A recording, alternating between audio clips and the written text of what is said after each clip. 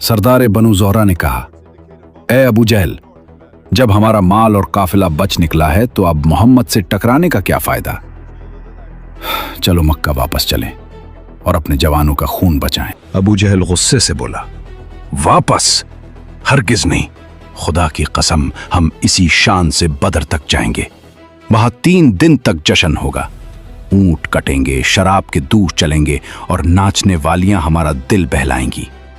पूरा अरब देखेगा कि कुरैश कितने ताकतवर हैं, ताकि फिर कभी कोई हमारी तरफ आंख उठाकर न देख सके। सरदार बनु अदी ने कहा, यह बहादुरी नहीं, हिमाकत है। अगर तुम हलाकत की तरफ जाना चाहते हो तो शौक से जाओ, हम अपने कबीले को इस आग में नहीं झोंकेंगे। बनु ज़हरा और बनु अदी के दोनों कबाइल वापस लौट गए। इन दोनों कबीलों के सिवा बाकी कुफ्फार कुरैश के तमाम कबाइल जंग बदर में शामिल हुए। मैदान बदर में जंग के बादल गहरे हो चुके थे। कुरैश का लश्कर मुसलमानों से पहले पहुंचकर स्ट्रेटेजिक मकामात पर काबिज हो गया था। उन्होंने रीतले टीलों से हटकर सख्त जमीन और पानी के कुनुओं के करीब डेरे डाल लिए थे।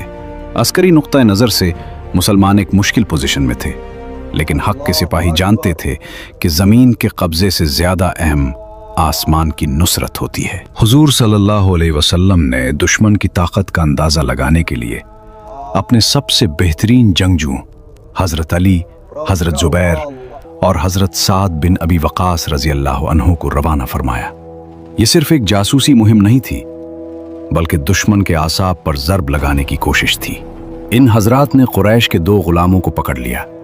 जब इनसे तफ्तीश हुई तो मक्का के एक ऐसे पावर हाउस का इंकिशाफ हुआ जिसने पूरे अरब को हिला कर रख दिया। हुजूर अलैहिस्सलाम ने उन दोनों गुलामों से दरियाफ्त फरमाया कि बताओ, इस कुरैशी फौज में कुरैश के सरदारों में से कौन कौन है।